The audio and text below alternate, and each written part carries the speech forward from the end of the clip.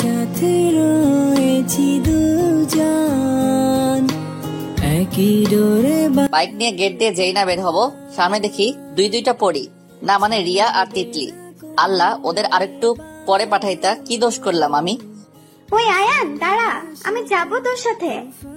আপু আপনি গাড়ি নিয়ে আসেন, আমি যাবো স্যারের সাথে। তুমি তোমার ড্রাইভারকে বলো তোমাকে দিয়ে আসতে, তাহলে তো হয়। আমি যাই ওর সাথে। আমি ড্রাইভারকে বলে দিচ্ছি, উনি আপনাকে কলেজে নিয়ে আসবে। আমার একটু তাড়া আছে আজ। দুজনের একজনকেও নিতে পারবো না, তোমরা গাড়ি নিয়ে আসো। গেলাম আমি গাড়ি টান দিব, অমনি রিয়া এসে পেছনে টেনে ধরলো। ওই কুত্তা, তোরা আজকে আমি খাইছি। তোর এত বড় সাহস, তুই আমাকে ফেলে যাস? স্যার টান দেন তাড়াতাড়ি। আঙ্কেল, আপনি আপুকে কলেজে নামিয়ে দেন। ড্রাইভারকে উদ্দেশ্য করে কথাটি বলল। আমি তিতলিকে নিয়ে গাড়ি টান দিলাম, ও পেছন থেকে শক্ত করে ধরে আছে। আমি চুপচাপ গাড়ি চালাচ্ছি। আমি চুপ করে থাকায় ও নিজে বলা শুরু করলো। স্যার কালকে পড়াতে যান নাই কেন? একটু ক্লান্ত লাগছিল, তাই আর যাইনি। আপনার খারাপ লাগছে, আমাকে বলেননি কেন? তেমন কিছু না, একটু খারাপ লাগছিল। একটু হোক আর বেশি, আমাকে একটা ফোন দিলেই তো আমি চলে আসতাম। ওই জন্য বলি নাই। আপনি আস্ত একটা কিপটা। কিপটা আমি কি করছি? বলতে পারবো না, আমার লজ্জা লাগে। তোমার ইচ্ছে? আজ এত সুন্দর করে সাজগোজ করার কারণ কি? কারোর সাথে দেখা করবেন নাকি? এমনি পড়ছিলাম, বিশেষ তেমন কিছু নাই। আপনাকে আজ যা লাগছে না, ইচ্ছে করছে বুকের ভেতর শক্ত করে জড়ায় রাখি। কথাটা একটু জোরে বলল। ও শেষের লাইনটা ছোট করে বলছে, তবে ওর মুখ কাছাকাছি হওয়ায় শুনে ফেলছি। ধন্যবাদ। আজকের পর থেকে এত সুন্দরভাবে সেজেগুজে আসবেন না, আগের মতো আনস্মার্ট ছেলে হয়ে কলেজে আসবেন। কি কারণে? আর তোমার কথা শুনবো কেন? তুমি আমার স্টুডেন্ট নাকি আমি তোমার স্টুডেন্ট? এত স্যার স্যার মারায়েন। আমার কথা না শুনলে কার কথা শুনবেন? আমি কারো কথাই চলি না, তাই কিছু বলেও লাভ নাই। সবার কথা বাদ, আমার কথা না শুনলে গলা টিপে মেরে দেব। তোমার হুমকিকে ভয় পাই নাকি? যেদিন ধরবো সেদিন বুঝবেন। আর কলেজে গিয়ে কোনো মেয়ের সাথে কথা বলবেন না, বিশেষ করে এই রিয়ানা টিয়া, ওইটার সাথে। আমি আরো বেশি করে বলবো। আমার খারাপ চরিত্র বাইরে নিয়ে আসলে তখন পায়ে পড়ে কান্না করলে ছাড় দিব না। এসে নেন যত পারেন, আমার সময় আসলে তখন দেখাবো। চুপচাপ বসে থাকো, এত কথা বলো কেন? হালকা ধমক দিলেও ও আরো শক্ত করে জড়িয়ে ধরলো, তাই আমি নিজে চুপ হয়ে গেলাম। কারণ সামনে কলেজ, কেউ দেখতে নিশ্চিত ভাববে জামাই বউ। কারণ ওর বোরকা পরা আর আমি পাঞ্জাবি পরা। কলেজে না গিয়ে চলেন না আজ কোথাও ঘুরতে যাই? তোমার পুলিশ বাবা দেখলে হাত পা ভেঙে মেডিকেলে দিয়ে আসবে। কিছু হবে না, চলেন না প্লিজ। না, আমি কলেজের আগে কোথাও ঘুরতে যাই না, সেটা বন্ধু বলুক বা অন্য কেউ। আমার মতো এত সুন্দর একটা মেয়ে আপনাকে অনুরোধ করছে, তার কি কোনো দাম নেই? না, নেই। আপনি একদম আনরোমান্টিক স্যার। পেছনে এমন একটা পরি বসে থাকলে সবারই তো ইচ্ছে করবে, কিন্তু তোমাকে নিয়ে গেলে উল্টো আমাকে ক্ষতির মাসুল দিতে হবে। কি দরকার শুধু শুধু ওসির চোখ খারাপ হওয়ার? ধন্যবাদ প্রশংসা করার জন্য। আমার উত্তর শুনে চোখ লাল করে মুখ ফুলাই রাখছে, একদম আওয়াজই বের হচ্ছে না। দুজনে কথা বলতে বলতে কলেজে চলে আসলাম। কলেজে ঢুকতে দেখি নীরব ওর ছেলে পেলে নিয়ে গেটের সামনে বসে আড্ডা দিচ্ছে। প্রতিদিন কলেজে না আসলে ও যেদিন আসে সবাইকে নিয়ে বিরক্ত করিয়ে ছাড়ে, আর স্যাররাও তেমন একটা কিছু বলে না। আজকাল পাওয়ার আছে যার, রাজ্যেও তার। কথাটা মিথ্যা মনে হলেও ওটাই সত্যি। নতুন মালটা কেড়ে আজকে তো পুরাই হিরো হয়ে গেছিস, ব্যাপার কি? গাড়ি নিয়ে ঢুকতে ওরা রাস্তা আটকে দাঁড়ালো। তোর সাথে ঝগড়া করে মুড অফ করতে চাই না, পরে আসিস। নীরবের কথাটা খারাপ লাগলেও কিছু বললাম না, কারণ সকাল সকাল এসে কান্না মারপিট করতে ইচ্ছা করে, তাই ভাগ্যের উপর ছেড়ে দিলাম। নতুন গাড়ি নতুন মাল, আজকাল কলেজে কি ফ্যাশন শো আছে নাকি? ওই তোরা জানিস নাকি কেউ? ওর কথা শুনে সবাই হেসে উঠলো। দেখ, তোকে আবারও সতর্ক করে দিচ্ছি, ওই পচা ওয়ার্ডটা আর বলবি না। আমার মাথা খারাপ হয়ে গেলে একটারে ছাড়বো না। ও মাল শব্দটা নাকি? মালকে মাল না বলে কি বলবো রে? ওর মুখ থেকে কথা আর বের হতে দিলাম না, কলার ধরে মুখের সামনে নিয়ে আসলাম। আমাদের ঝগড়া দেখে কলেজের সবাই আমাদের দিকে তাকিয়ে আছে। দেখ, তোর যদি এত ঝগড়া করতে ইচ্ছে করে, তুই যেখানে আড্ডা দিস ওই ঠিকানা লোকেশনটা দে, ওখানে গিয়ে দেখা যাবে। সবার সামনে তোকে মেরে তোর মান ইজ্জত নিতে চাই না। আর ভালো যদি চাস তাহলে এখনই কেটে পড় সামনে থেকে। আরে তোরা শুনছিস, এ নাকি আমাকে মারবে, ও আমাকে ধমকায়। আরে কেউ থাকলে একটু বলে বুঝিয়ে দে নীরবকে। ওর কথা শুনে একজন এগিয়ে আসলো মারতে। আমি ওই কুত্তার বাচ্চার হাত ধরে পেছনে ঘুরিয়ে নিলাম। তোরা মনে হয় এমনিতে মেনে নিবি না, দেখা যাক কি হয় আজকে। হাতের ওই ছেলেটাকে ধাক্কা দিতে ও গিয়ে মাটিতে মুখ থুবড়ে পড়লো। আমি গাড়ি স্ট্যান্ড নামিয়ে নামতে গেলে পেছন থেকে তিতলি জড়িয়ে ধরলো। স্যার, আমি থাকতো আপনাকে কখনো মারপিট করতে দিব না, প্লিজ যায়েন না। কিছু হবে না, তুমি নামো। না, আপনাকে আমি যেতে দিব না, চলেন স্যার, এর কাছে বিচার দেই। তোমার স্যারে এদের কিছু করতে পারবে না, যা করার আমাকেই করতে হবে, ছাড়ো। 1 মিনিট গাড়িতে বসেন, আমি এক্ষুনি আব্বুকে ফোন দিতেছি, এরপর এসে সবগুলোর গণ ধোলাই দিবে। ও আমার ধমক শুনে না ভয়ে আরো শক্ত করে ধরে রাখলো। দরকার নেই আঙ্কেলকে বলার, ভাগ্যক্রমে বেঁচে গেলি, না হলে তোদের কি করতাম টেরই পাইতি না। আমি গাড়ি টান দিয়ে ওদের সামনে থেকে চলে আসলাম, তবে পেছন থেকে চিৎকার করে বলল, শেষবারের মতো ছেড়ে দিলাম, আমার ছেলেদের গায়ে হাত তোলা তোকে হারে হারে টের পেতে হবে। ইডলিকে সাথে নিয়ে আড্ডার দিকে যাচ্ছি, এমন সময় আয়রা এসে হাত ধরে হাতে বসলো। আপনি আমার ফোন রিসিভ করেন নাই কেন? আপনি আমাকে ফোন দিলেই তো ধরবো, না আসলে কেমনে ধরবো? ওই দিন তো ঠিক গেছিল ওই নাম্বারে, আপনি কিছু করেন নাই তো? ওই দিন আয়রা নাম্বার নিয়ে যাওয়ার পর আমি সুযোগ বুঝে ওর নাম্বার ব্লক লিস্টে ফেলে দিলাম। করলে হয়তো করতে পারি, এখন এত কথা বলার সময় নাই, আপনি আমার হাত ছাড়েন। আর কিছু প্রয়োজন হলে বলেন, না হলে সরেজ যাচ্ছি আমি। আপনার পাশে মেয়েটাকে? আমি তিতলির দিকে তাকিয়ে আছে, কি বলবো ওকে? স্টুডেন্ট বললে হয়তো আঠার মতো লেগে যাবে, তাহলে অন্য কিছু কি বলবো? আমার স্টুডেন্ট, আর কিছু? এত বড় মেয়ে আপনার স্টুডেন্ট হয় কেমনে? এত কিছু বলার সময় নাই, রাস্তা ছাড়ো। আপনি এমন করেন কেন? চলেন আজকে কফি খাবো। আমার ইচ্ছা নাই আজকে। না থাকলেও যেতে হবে। আয়রা আমার হাত ধরে এক প্রকার জোর করে টান দিয়ে নিয়ে যেতে লাগলো। এমন সময় তিতলি যেটা করলো, তুই স্যারের হাত ছাড়। আয়রার মুখের সামনে গিয়ে ওর দিকে তাকিয়ে দেখি রেগে ফায়ার। এত সময় ধরে তো খেয়াল করা হয়নি। তুই তুকারি করছো কেন? আমি তোমার সিনিয়র। আমার কাছে সিনিয়র জুনিয়র সবাই সমান। এখন তুই স্যারের হাত ছেড়ে সোজা এখান থেকে ভাগ। মুখ সামলে কথা বলো, তুমি আমাকে চেনো? তিতলি চুপ করো। আর আয়রা আজকে না অন্য একদিন যাব, আপনি এখন ঝামেলা না করে চলে যান। এমন বেহায়া মেয়ে অনেক দেখেছি স্যার। আর শোন, তুই আজকে থেকে স্যারের ধারে কাছেও ঘেসবি না, না হলে খবর আছে তোর। তোমাকে একটু ছাড় দিতেই তুমি মাথার উপর উঠে যাচ্ছ। কলেজে হেঁটে আয়রাকে একবার জিজ্ঞেস করে দেখো, তখন পরে এসে আমার পায়ে পড়বে। তুই মনে হয় আমাকে চিনিস না, সমস্যা নেই, আসছি তো সবে মাত্র, একদিন জেনে যাবি আস্তে আস্তে। ওই তোমরা থামবে? তিতলি চলো এখান থেকে, সবাই দেখছে। নেক্সট টাইম তোকে যেন আমার সামনেও না দেখি। বাপরে, ও যেভাবে হুমকি দিচ্ছে শুনে তো আমারই ভয় হচ্ছে। আস্তে না আস্তে ধমক দেওয়া শুরু করলো, পরে কি করে কে জানে। আমি তিতলিকে কোন রকম টেনে টুনে ওখান থেকে নিয়ে আসলাম। আড্ডায় যেতে সবাই আমার দিকে তাকিয়ে ভূত দেখার মতো অবাক হয়ে আছে। রিয়া মুখ বাঁকা করে অন্যদিকে তাকিয়ে আছে, বড্ড অভিমানী কুত্তিটা। তিতলি, ওরা হচ্ছে আমার বন্ধু রিফাত, রিহান, রায়হান। আর অন্যদিকে তাকিয়ে আছে, ওকে তো চিনোই। আর বন্ধু, তোরা কাল পরিচয় হতে চেয়েছিলি না, নে এখন পরিচয় হ। তিতলি আমার পাশে এসে বসলো। হাই, আমি রিফাত, আপনি? আমি তিতলি ভাইয়া, স্যার তো একটু আগে পরিচয় করাই দিল। ও সরি আপু। রিফাতের দিকে তাকিয়ে দেখি ওর মুখটা ফ্যাকাশে হয়ে গেছে। এখন বুঝ শালা, ওই দিন আমার কেমন লাগছিল। মামা, তুই গাড়ি নিবি আমাদের বললি না কেন? আর এত টাকা পাইলি কই? তোদেরকে আমাকে দেখে ফকিনি মনে হয়? শালা, এতদিন তো ফৈন্যের মতো মনে হতো, এখন একটু বড়লোক ছেলেদের মতো লাগছে। ধুর, তোর মাথা শালা। আমি আগের যে আয়ান এখনো সে আয়ান, পার্থক্য কোথায়? ভাই, এমন টাইট ফিটিং কাপড় চোপড় পরে বডি দেখায় যদি হাঁটিস, আমার পিচ্ছিটাও তোর পিছনে লেগে যাবে। তুই না পারলে আমাকে দিয়ে দিস। শ্রেয়া তো দেখতে মাশাআল্লাহ।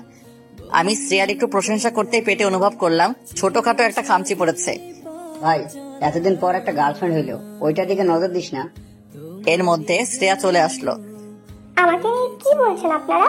আর আয়ান ভাইয়া, আপনাকে দেখতে পুরাই আগুন লাগছে আজ। ধন্যবাদ, তোমার বান্ধবী পছন্দ হলেই হলো।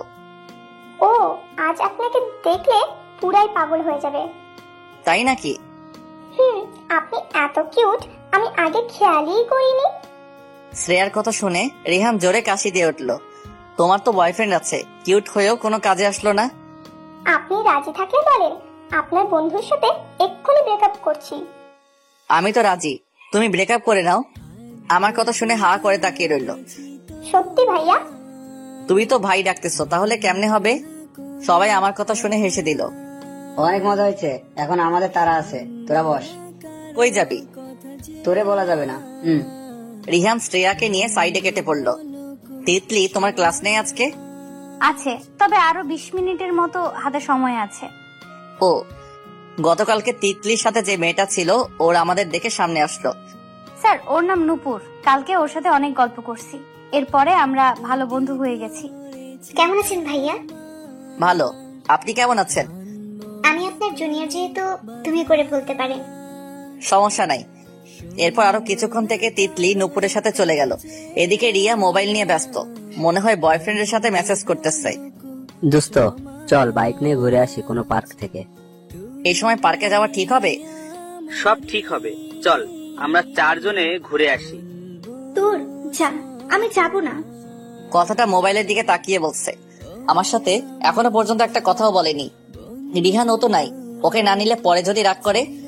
দূর হাল্লা, হাফ লেডিস। ওরে 1000 বার ফোন দিলেও এখন আর আসবে না। এখন চেক করে দেখ, কোন চিপাই গিয়ে কাঁধে মাথা রেখে গল্প করছে। তাহলে ওর চ্যাপ্টার বাদ দে। বসে না থেকে চল। 3 জনে বসা থেকে উঠলাম।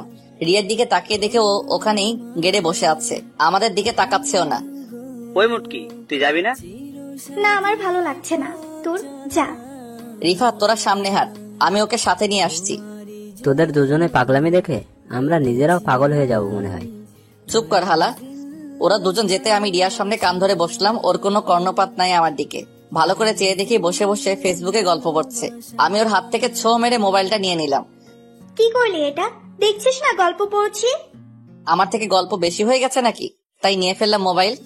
তোর থেকে অনেক বেশি মূল্যবান গল্প। কি বললি কুত্তি? আমার থেকে গল্প বেশি তোর জন্য? রাগ করছিস নাকি জানো?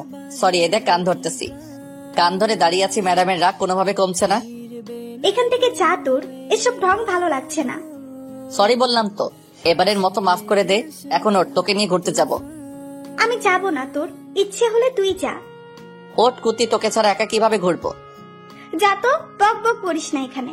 এসব প্যাসাল ভালো লাগছে না। আমি ওর কথা শুনে কিছু চুপসে গেলাম। এত রেগে গেছে, কেমনে যে রাগ ভাঙাই মাথায় ধরছে না। এখন নতুন নতুন বয়ফ্রেন্ড হইছে, আমাদের সাথে আর যাবি? ভালোই তো, আমিও যাব না। ক্লাসে গেলাম আমি। ওর ওখান থেকে উঠে বাইকের কাছে আসলাম। এসে দেখি রিহানও আসছে, সাথে রিয়ার বান্ধবীটা আছে। কি রে, রিয়া আসলো না যে? সবার এখন নতুন গার্লফ্রেন্ড, নতুন বয়ফ্রেন্ড হইতেছে। আমাদের সাথে তাদের যাই নাকি, তাই হয়তো আসছে না। আমাকে বলছিস কেন? তোরা দুজন সবসময় এত ঝগড়া করিস কেন? ভাই, আমি কিছু করি নাই। হ্যাঁ, তুই তো দুধে ধোয়া তুলসী পাতা, কিছুই জানিস না, করিস না। ভাজা মাছ উল্টেও খেতে জানিস না। কি করছি ওটা বল। এত কথা না বলে চল তো, দেরি হয়ে যাচ্ছে। ওই রুহি, তুই কই যাস? রিয়া খেয়াল করলো ওর বান্ধবী রুহিও যাচ্ছে। তোর ওকে নিয়ে এত চিন্তা করতে হবে না, গাড়িতে উঠে বস সবাই। বাপরে, সবার একটা একটা হয়ে গেছে, আমারটা কবে হবে? তুই শালা আজীবন সিঙ্গেল থাকবি, আমি দোয়া করে দিলাম। রিয়ার কথা শুনে সবাই হেসে উঠল। রায়হানের পিছনে রুহি উঠল, রিফাতের পেছনে রিহান, আমার পেছনে রিয়া বসলো। সবাই গাড়ি টান দিয়ে সামনে চলে গেল। রিয়া বসার হাবভাব দেখে একটু আনইজি লাগছে। বলছি, একটু গ্যাপ রেখে বসলে ভালো হইতো না? আমি এরকমই বসবো, না হলে বল নেমে যাই। আচ্ছা সরি, তোর যেমন ইচ্ছা হয় তেমন করে বস। আমি গাড়ি চালাচ্ছিলাম, রিয়া পেছন থেকে আষ্টে পৃষ্ঠে জড়িয়ে ধরে আছে। ওর চুলগুলো মুখে এসে পড়তেছে। ওর চুলের গন্ধে আমি পাগল হয়ে যাচ্ছি। সামনে রিফাত, রিহান, এর পেছনে রায়হান, রুহি, ওদের পেছনে আমরা। তুই গাড়ি নিছিস, আমাকে জিজ্ঞেস করলি না কেন? হঠাৎ করে নিয়ে ফেলছি। হঠাৎ করে কে নিতে বলছে তোকে? আচ্ছা, গাড়ি থেকে নেমে যা ইচ্ছা শাস্তি দিস, এখন চুপ করে বস। গাড়িতে বসে কথা বলতে পারি না আমি। সবাই একসাথে একটা পার্কে ঢুকলাম, খুবই নিরিবিলি। ভেতরে দেখি জোড়া জোড়া অনেক কাপল হাত ধরে হাঁটাহাঁটি করছে। কলেজ টাইমে এসে সবাই যে যার মতো সাথী নিয়ে ঘুরতেছে। আমরা এসে কিছু হালকা নাস্তা করলাম। তোরা বস, আমরা একটু ঘুরে আসি ওদিক থেকে। শালা, তুই নিজের সেফটির জন্য আমাদের এখানে নিয়ে আসলি? সত্যি বলতে ওটাই, ঠিক করে কথা বলার জন্য সময়ও পাচ্ছিলাম না, তাই এখানে নিয়ে আসলাম তোদের সহ। শালা, তোর এমন চিন্তা থাকলে তো আমি কখনো আসতাম না। আমার পিচ্চিটারে নিয়ে আসা উচিত ছিল। কুত্তা, তুই এখন সবার প্রেম পীড়িত দেখে এখন জ্বলে মর, এটাই তো শাস্তি। চল জানো, ওরা এখানে বসুক, আমি আর তুই একটু নিম গাছের হাওয়া খেয়ে আসি। তোরা কই যাচ্ছিস? বস, সবাই মিলে আড্ডা দেই। না, চল আয়ান, ওইদিকে। আমরাও কি করব? চল ঘুরে ঘুরে সবার রোমান্স দেখি। রিয়া আর আমি একটা নিম গাছের নিচে এসে বসলাম। অবশ্য পার্ক কর্তৃপক্ষ আগে থেকে বসার জায়গা করে দিয়েছে। আমাদের পেছনে গাছের আড়ালে একটা কাপল বসছিল। ছেলেটা মেয়েটার কোলে মাথা রেখে শুয়ে আছে, আর মেয়েটা মাথার চুলে বিলি কেটে দিচ্ছে। কি এক রোমান্টিক সিন। আমি হাঁ করে ওদের দিকে তাকিয়ে তাকিয়ে ভাবতেছি কখন যে আমার একটা গার্লফ্রেন্ড হবে। তার কোলে ওভাবে শুয়ে হাজারখানিক রঙিন স্বপ্ন বুনবো, ডজন খানিক বাচ্চা পয়দা করার প্ল্যান করব, কোথায় গিয়ে হানিমুন করলে ভালো হবে। ইস, মনে মনে ভাবতে ভাবতে কেমন যেন পুরো শরীর শিরশির করে উঠলো। এমন সময় রিয়া কোমরে হাত দিল। ওর এমন আচরণে বসা থেকে লাফ দিয়ে উঠলাম। কি করতেছিস? তোকে না বলছি কোমরে হাত দিবি না। ছেলে মানুষের এত শ্বশুরি থাকলে চলে নাকি? আর ওদিকে হা করে তাকিয়েছিলি, লজ্জা করে না অন্যের প্রেম দেখতে? দেখছি কই, আমি তো শিখছি। আলতো করে ওর দিকে তাকিয়ে চোখ টিপ দিলাম। কুত্তা, তোর শিখতে হলে আমার কাছে আসবি, আমি শিখিয়ে দিব। তোর থেকে শিখার চেয়ে অনভিজ্ঞ থাকাই ভালো। দাঁড়িয়ে না থেকে কাছে এসে বস। এমন ব্যাঙের মতো লাফিয়ে ওইদিকে গেলি কেন? তুই যে পরিমাণ লুচু, তোর কাছে বসতে ভয় করে। আমি আস্তে করে গিয়ে ওর থেকে দুহাত গ্যাপ রেখে বসলাম। এত দূরে বসলি কেন? এমনি লজ্জা করছে আমার। কুত্তা, মজা করিস? ওর নিচে থেকে হাত ধরে টেনে নিয়ে বসালো ওর দিকে। ধন্যবাদ কুত্তি, এত সুন্দর একটা গিফট দেওয়ার জন্য। এতদিন পরে ধন্যবাদ দিলি? এটা দিছি আজ থেকে আরো 2 মাস আগে। তোর কিন্তু পছন্দ আছে বটে, আরো কয়েকটা চুজ করে দিস তো। আমি নিজেকে ডিসাইড করতে পারি না, তুই তো জানিস। পারবো না আমি। তোর এই লুতুপুতু বাড়িওয়ালাকে নিয়ে যা। আরে ওর কথা বাদ দে, ও এখনো পিচ্ছি। তুই যাবি কিনা ওটা বল। কি বললি? ওই মেয়ে পিচ্ছি? আমার চোখে তো পিচ্ছি লাগে। তোর মতো ছেলেকে ও মিনিটে হজম করে নিবে। ও কোন দিক দিয়ে পিচ্ছি হলো? আমি খাওয়ার পাত্র নাকি খেয়ে হজম করে ফেলবে? আমার তো এক্ষুনি খেয়ে দিতে ইচ্ছে করছে। ও কথাটা বলে মিটপিট করে হাসছে। ওই মাথা ঠিক আছে? কি সব আবল তাবল বলছো? তোর সাথে বসা যাবে না। আর চল ওদের কাছে যাই। আরে না, একটু বস না, আমি তোকে আরেকটু দেখি। আমি উঠে যেতে ও হাত ধরে আবার বসিয়ে দিল। কি দেখবি আমাকে? প্রতিদিনই তো দেখিস। উফ না, আজকে না তোকে পুরাই আমার প্রিন্সের মতো লাগছে। গালে হাত দিয়ে অবাক চোখে আমার দিকে ড্যাব ড্যাব করে তাকিয়ে আছে। প্রিন্সটা কে আবার? যাকে এতদিন আমার করে পুষে রেখেছি, আমার ইচ্ছে মতো বড় করে তুলেছি, সেই প্রিন্সের মতো লাগতেছে। ইচ্ছে তো করছে এক্ষুনি আমার সেই স্বপ্নকে বাস্তবে রূপ দেই। ও গালে হাত দিয়ে কি সব বলে যাচ্ছে। মনে তো হচ্ছে ও বাস্তবে নাই, হয়তো স্বপ্নের রাজ্যে পাড়ি জমিয়েছে। ও নিজের মতো করে সব গড়গড় করে বলে যাচ্ছে। আমি নিঃশব্দে হা করে ও সব কথা শ্রবণ করছি। তা কি সেই স্বপ্ন? আমি একটু মজা করে কথাটা বলতে গিয়ে সব খেলনা পথে গেছে। ও নিজেকে ঠিক করে নড়ে চড়ে বসলো। আমার আবার কিসের স্বপ্ন? দিনের বেলা কেউ স্বপ্ন দেখে? তুইও না দিন দিন পাগল হয়ে যাচ্ছিস। এখন তো পাগল আমি হব, সেটা আগে থেকে জানতাম। দেখে হাত সরা, তোর কোলে একটু মাথা রাখি। ওই পেছনের কাপলদের মতো মাথায় বিলি কেটে দে। আমি ওর হাতটি সরিয়ে নিজে থেকে ওর কোলে শুয়ে পড়লাম। কুত্তা, ওরা তো বয়ফ্রেন্ড গার্লফ্রেন্ড, আমি আর তুই ওদের মতো নাকি? এত কিছু শুনে আমার লাভ নাই, যেটা বলছি ওটা কর। আমার বয়ফ্রেন্ড যদি দেখে কি হবে জানিস? তোকে মেরে ভূত বানিয়ে দেবে। সে দেখা যাবে পরে। আর তুই থাকতে আজ পর্যন্ত কেউ আমার গায়ে হাত দিতে পারছে? কখনো না। তুই তো আমার একটা মাত্র বেস্টু। আচ্ছা, যদি না থাকি তখন কি হবে? তুই আবার কোথায় যাবি? আমি কি সারা জীবন তোর কাছে থেকে যাব নাকি? একদিন তো বিয়ে করে শ্বশুর বাড়ি চলে যেতে হবে। তোরা মেয়েরা এত বিয়ে বিয়ে করিস কেন? মাথায় বিয়ে ছাড়া আর কিছু ঘুরে না? ধুর। আমি শোয়া থেকে উঠতে চাইলেও উঠতে পারলাম না। ওই কুত্তা, নিজে থেকে শুয়েছিস ভালো, এখন আমি না চাওয়া অব্দি উঠতে পারবি না। তোর জোর সবসময় শুধু আমার সাথেই চলে। আমি যখন থাকবো না তখন এসব মিস করবি, তখন হাজার চাইলেও আর পারবি না। তোর এমন আচমকা কথা শুনে বুকটা কেমন যেন ধুপ ধুপ করে আওয়াজ করতে লাগলো। ভয়ে ভেতরে রাতটা যে আস্তে আস্তে শীতল হয়ে যাচ্ছে। ওর জন্য এমন মনে হয় কেন? আমি রিয়ার দিকে তাকিয়ে ভাবছি। এমন সময় রিয়া তার মাথা কিছুটা নয়ে ঠুক করে ঠোঁটে চুমু খেলো। ওর আচমকা এমন ভাব কাণ্ড দেখে তড়িঘড়ি করে উঠে বসলাম, প্রশ্নসূচক মুখ করে। কি হলো এটা? কি দিছি দেখিসনি? আরেকটা দিব নাকি? না জানার ভান করে সাথে কিছুটা অপরাধ বোধ মনে হচ্ছে দেখে বলে উঠলাম, দিন দিন তুই ফাজিল হয়ে যাচ্ছিস। তোর বয়ফ্রেন্ড থাকতে এসব ভালো না। আমার কথা শুনে রিয়া কিছুটা তেলে বেগুনে জ্বলে উঠলো। না পারছে এখনই চিবিয়ে খেতে। ভালো খারাপ আমি বুঝবো, তোরা তো চিন্তা করতে হবে না। এত নাকামি করিস না, আমি জানি তোরও ভালো লাগছে। আমি তো রিয়ার কথা শুনে কিছুটা অবাক হয়ে গেলাম। ভাবতেছি মেয়েটা কি করে জানলো আমার ভালো লাগছে? কালো জাদুটা তো জানে নাকি কে জানে? জিজ্ঞেসও তো করা হয়নি, কখনো জানবো কেমনে? সে আর যাই হোক, একটু একটু চিন্তার ভান করে। চিন্তা আমি না করে কে করবে? চুমুটা তো আমাকে দিছিস। এই কুত্তা শোন, এত বক বক করবি না। আমার ভালো লাগছে তাই খাইছি, তাতে তোর কি? বাপরে, আমি তো ওর কথা শুনে ইয়া বড় চোখ করে ওর দিকে দেখলাম। ভালো লাগছে বলে এমন পাবলিক প্লেসে চুমু দিবে? ওপস, ভাবতে শরীরটা কেমন জানি করে উঠছে। আশেপাশে লোকজন দেখছে কিনা কে জানে। আমি মোটেও তোর মতো লুইচ্ছা না। এতই যদি ইচ্ছে হয় তো বিয়ে করে নে, সম্পর্ক হালাল হবে, যখন যা ইচ্ছে হয় দিতে পারবি। সিরিয়াস তুই? আমি ওর মুখের দিকে তাকিয়ে আছি, ভাবছি মেয়েটা এই কথা শুনে এত খুশি হলো কেন। আর ওকে কথাটা বলে ভুল করলাম না তো? পরে যদি কিছু মনে করে কি হবে? মনে এক বুক সাহস নিয়ে বললাম, মজা করব কেন? তোর মতো এত কিউট পরি আমার বউ হলে তো আমি পুরাই ধন্য।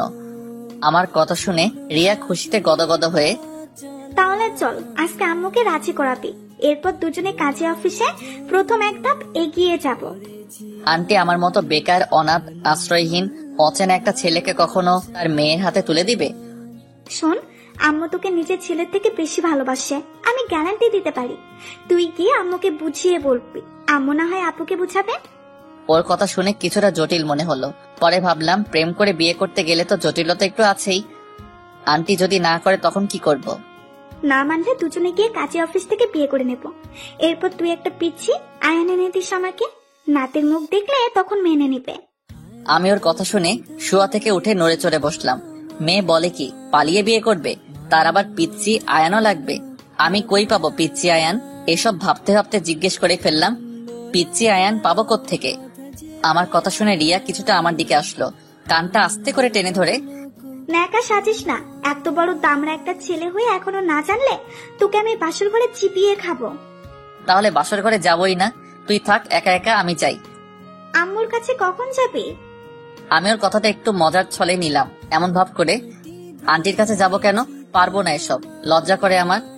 ওরে আমার লজ্জাবতী রে, শোনা চাঁদ, কুত্তা ফাজিল, এখান থেকে গিয়ে যাবে। না মানলে আমি তোর রুমেই থাকবো। তোর বয়ফ্রেন্ড আছে, ওরে নিয়ে বাসর কর যা, আমাকে দিয়ে এসব হবে না। আজ রাতে যদি আম্মুর কাছে না যাস তাহলে আমাকে চিরতরে হারাবি, কুত্তা, মনে থাকে যেন। তোর বয়ফ্রেন্ডটার কি হবে পরে? আমার পাল্টা প্রশ্ন শুনে চোখ লাল করে তাকাচ্ছে। এরপর হেসে শান্ত স্বরে বলে উঠল, দ্বিতীয়বার এই প্রশ্ন করবি না।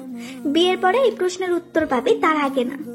রিয়ার কথা শুনে মন কিছুটা খারাপ হয়ে উঠলো। কি এমন দোষ হবে যদি ছেলেটাকে বলে দেই, এই মেয়ের মাথায় এত প্যাচ, ইচ্ছে করে একটা বাড়ি দিয়ে সব প্যাচ ছুটাই দেই।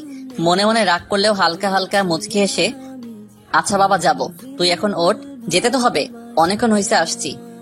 আর একটু বস না, তোর কাঁধে মাথা রাখি। শালি উল্টা পাল্টা কথা বলে আসছে কাঁধে মাথা রাখতে। এক মুহূর্ত দেরি না করে আমি ওর সামনে থেকে উঠে হাঁটা ধরলাম। অবশ্য পেছনে রিয়াও আসছে। আমি এদিক ওদিক খুঁজে রিফাতকে দেখতে ওকে চিৎকোট দিয়ে কাছে আনলাম। ও আস্তে আস্তে বকাবকি শুরু হয়ে গেল। এতক্ষণ স্বামী স্ত্রীর মতো কোথায় চিপকাইছিলি তোরা? তোরা ভালো করে খুঁজলে ঠিকই পেয়ে যেতি, এমন অকর্মা চোখ রেখে কি করবি? হাসপাতালে গিয়ে বিক্রি করে দে। তুই তো আস্ত খাটাস একটা, আমাদের খোঁজার কি আছে? পার্কে এত মেয়ে থাকতে ওদের পিছে না পড়বি, আমাদের পেছনে কি? তোর মতো নাকি সবাই? তুই তো লুইচ্চা, সারাক্ষণ ছেলেদের দিকে ট্যাপ ট্যাপ করে তাকিয়ে থাকিস। কি বললি তুই? আমি রিয়া রিফাতের চুল টেনে ধরলো। রিফাতের অবস্থা দেখে হাসি পাচ্ছে। আমি ওদের ঝগড়া দেখে দাঁড়িয়ে দাঁড়িয়ে হাসছি। রিয়ার দিকে পলকহীন ভাবে খুঁটিয়ে খুঁটিয়ে দেখছি। ও ঝগড়া করলে এত যে কিউট লাগে তা বলার বাইরে। নাকের ডগা টকটকে লাল হয়ে আছে, মুখে ক্ষুদ্র ক্ষুদ্র ঘামের স্রোত বইছে, চুলগুলো কপাল এসে পড়ছে। ঘামে সিক্ত মুখে কিছু চুল লেপটে আছে। কিছুটা উসখুস করার কারণে মাঝে মাঝে হাত দিয়ে মুখ থেকে চুলগুলো সরিয়ে দিতে চাইছে। চুলগুলো বড্ড ফাজিল, বারংবার মুখে এসে পড়ছে। এক প্রকার রিফাতের ধাক্কায় বাস্তবে ফিরে আসলাম। কি শুরু করলি ভাই? এইভাবে কি দেখছিস ওকে? জীবনে এই প্রথম ওর সামনে আসলি বুঝি? রিফাতের এমন কথা শুনে বোবা হয়ে গেলাম। মুখ দিয়ে টু শব্দ বের হচ্ছে না, মাথা চুলকাচ্ছি। কি বলবো ওকে? রিয়ার দিকে তাকিয়ে দেখি ও নিচের দিকে তাকিয়ে মিটমিট করে হাসছে। পেতনি আমাকে লজ্জায় ফেলে এখন খুব হাসা হচ্ছে না? সময় আমারও আসবে পেতনি, মনে মনে এক সমুদ্র সমান গালি দিলাম। ওর দিকে কই তাকালাম? আমি তো তোদের ঝগড়া দেখতেছি। ভাই আমি জানি কি দেখছিলি, লোকাতে হবে না আর। এখন চল, ভালো লাগছে না এখানে। এত তাড়াতাড়ি গিয়ে কি করবি? তোর পিচ্ছির জন্য মন টিকছে না মনে হয়। আহারে বেচারা। কিছু সময় সবাই একসাথে হাঁটলাম। এরপর সবাই আবার রিটার্ন কলেজে গিয়ে ভেতরে ঢুকলাম না। ঘড়ির কাঁটা লক্ষ্য করতে বুঝলাম দুপুর ঠিক 12টা ছুঁই ছুঁই। রিয়া পেছনে আষ্টে বৃষ্টে জড়িয়ে ধরছিল। রাস্তা দিয়ে আসার সময় এক প্রকার সবাই হা করে তাকিয়েছিল। আমার মাথায় হেলমেট থাকতেও কেমন জানি লজ্জা লাগছিল। সব বাধা বিপত্তি শেষ করে রুমে এসে শুয়ে পড়লাম। সারাদিন হাঁটাহাঁটি করতে করতে এসির হাওয়া গায়ে লাগতে শরীর একটু অলস হয়ে আসছে। কাপড় চোপড় পাল্টে শুয়ে পড়লাম। বিকেলের দিকে ঘুম ভাঙলো ফোনের আওয়াজে। চোখ ডলতে ডলতে মোবাইলের দিকে তাকিয়ে দেখি একটা অপরিচিত নাম্বার থেকে কল আসছে। বরাবরের মতো মোবাইলটা পাশে রেখে কম্বলটা আবার টেনে নিলাম একটু। অজানা নাম্বার থেকে কল আসলে ধরতে ইচ্ছে করে না। বেশিরভাগ সময় পরিচিত ছাড়া তেমন কেউ ফোন দেয় না। ঘাড় ঘুরিয়ে চোখ বন্ধ করতে আবার মোবাইল বেজে উঠলো। কি মনে করে যেন ফোনটা রিসিভ করলাম। হ্যালো, কে বলছেন? আমি শরীফ, তুমি চিনবে না, তবে একটা জরুরি কথা বলার জন্য ফোন দিছিলাম। বলে ফেলুন, শুনতেছি আমি। কথাটা খুব জরুরি, তাই বলছিলাম কি সামনাসামনি বললে ভালো হতো। ভাই ঘুম পাচ্ছে খুব, কি বলবেন বলেন, আর না হলে রাখছি। আরে আয়ান, কথাটা জরুরি আর তোমাকে খুব দরকার। কোথায় আছো ওটা বলো, আমি নিজেই আসবো। ও আচ্ছা, যাই হোক, বিকেল 5টার দিকে সোনারগাঁও রেস্তোরাঁর সামনে থাকবো। আপনি চাইলে ওখানে আসতে পারেন। ওকে। মোবাইলটা পাশে রেখে ঘুমাতে যাব, অমনি চোখ পড়লো মোবাইলে। এখন বাজে 3:30, সময় আছে 1.5 ঘন্টা। কম্বল টান দিয়ে আবার ঘুমিয়ে গেলাম। 4:30-এর দিকে ঘড়ির আওয়াজে ঘুম ভাঙলো। হালকা ফ্রেশ হয়ে শার্ট জড়িয়ে নিচে নামলাম। গাড়িটা নিয়ে সোনারগাঁও রেস্তোরাঁয় চলে গেলাম। এইখানে বেশ জবরদস্ত খাবার রান্না করে এরা। দুপুরে তেমন একটা খাইনি, তাই ক্ষুধাও কিছুটা আছে। ব্যাস হালকা করে কিছু অর্ডার করলাম। ততক্ষণে বসে বসে মোবাইল চালাই। বেশ কদিন যাবৎ ফ্রিল্যান্সিং এ ভালো জমছে না, তাই ভাবছি অন্য কিছু করতে হবে। সারাদিন বসে খেয়ে শরীর ম্যাচ ম্যাচ করতেছে, তাই শরীরটা যদি নিজের কাজে না রাই খারাপ হয় না। বাড়ি গিয়ে কিছু একটা ভাবতে হবে।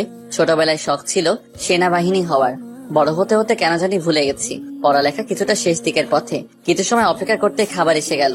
এদিক সেদিক না তাকিয়ে ঘপা ঘপ খেয়ে শেষ করলাম। টিস্যু দিয়ে হাত মুখ পরিষ্কার করে বের হতে যাব, এমন সময় চেয়ার টেনে অচেনা লোক একটা বসলো। আমি উঠে যেতে, আরে বসেন ভাই, আমি আপনার সাথে কথা বলতে আসছি। আমি লোকটার দিকে ভালো করে তাকিয়ে দেখলাম বয়স আনুমানিক 45-50 হবে। বসতে যখন বলল তাই ভদ্রতার খাতিরে আবার বসে পড়লাম। কথাটা তুমি কিভাবে নেবে জানি না, তবে আমার একজন সাঁতার প্রতিযোগী দরকার, তাই তোমার কাছে আসা। আমি লোকটার কথা শুনে ভ্যাবাচেকা খেয়ে গেলাম। বেটা বলে কি? আপনি ভুল জায়গায় আসছেন। আমি কোনো সুইমার বা অ্যাথলেটও না। আমি জেনে শুনে তোমার কাছে আসছি। ও তাহলে বলেন, কি করতে পারি আপনার জন্য? সামনের 30 তারিখ একটা সাঁতার প্রতিযোগিতা আছে ঢাকায়। আমি চাই তুমিও সেখানে যোগ দাও। না ভাই, আমাকে দিয়ে এসব হবে না, দুঃখিত। আপনি অন্য কাউকে খুঁজে দেখুন। আমি চেয়ার ছেড়ে উঠে চলে আসতে যাব, এমন সময় তিনি হাত টেনে ধরলেন। এমন সুযোগ আর পাবে না। আর শোনো, ঢাকায় যে চ্যাম্পিয়ন হবে তাকে ওয়ার্ল্ড সুইমিং চ্যাম্পিয়নশিপে নিয়ে যাওয়া হবে। এখন তোমার ইচ্ছে। ধন্যবাদ বলার জন্য, তবে আমার মনে হয় না আমাকে দিয়ে ওসব হবে। মনে সাহস রাখো, আর আমার কথা যদি ভালো মনে হয় কাল ঠিক 10টার দিকে আমার দেয়া লোকেশনে চলে যেও। ঠিক আছে ভাই, তবে আমার একটু তাড়া আছে এখন। আমি নাস্তার বিল পরিশোধ করতে গেলে ওনারা বলল শরীফ ভাই দিয়ে দিচ্ছে। কি আর করা, বাইক নিয়ে আবার বাড়ি চলে আসলাম। তিতলিদের বাসায় যেতে হবে। মেয়েটা যে পরিমাণ প্যারার মধ্যে রাখে, কোন দিন কি করে বসে একমাত্র উপরওয়ালা জানে। বাইকটা রেখে একটু বিশ্রাম নিয়ে তিতলিদের বাসায় গেলাম। 2-1বার কলিং বেল দেওয়ার সাথে সাথে কিচেন হেল্পার এসে দরজা খুলে দিল। আমি গিয়ে টেবিলে বসলাম। 2 মিনিট 5 মিনিট পাক্কা আধা ঘন্টা পর তিতলি আসলো। দেখে তো পুরো ভয় পেয়ে যাচ্ছি, চোখে মুখে রক্ত ধরছে। হাতটা মুচড়িয়ে মুচড়িয়ে আমার কাছে আসলো, এসে চেয়ার একটা টেনে আমার সামনে বসলো। কলেজ থেকে কোথায় গেছেন আজ? আসলে অনেকদিন ঘোরা হয়নি তো, তাই সবাই মিলে একটু ঘুরতে গেছি। সবাই মানে কে? সাথে ওই রিয়া নাকি টিয়া ও ছিল নাকি? আমার ফ্রেন্ড সার্কেলে সবাই গেছে। তাহলে আজ খুব মজা নিছিস না রিয়ার সাথে? এতক্ষণ তো ঠিক ছিল, আবার তুই তুই করতেছো কেন? যেটা জিজ্ঞেস করছে ওটা বল। না মানে মজা নেব কিভাবে, ও তো আমার ফ্রেন্ড। তোকে আমার বিশ্বাস হয় না। আর মেয়েটাও গায়ে পড়া অভ্যাস, কিছু করিসনি তো আবার? ফালতু বকবক বাদ দাও, বই বের করো। আমার মুখ থেকে বই বের করার কথা শুনে ও যেন রাগে ফেটে পড়লো। চেয়ার থেকে উঠে এসে আমার গলা চেপে ধরলো।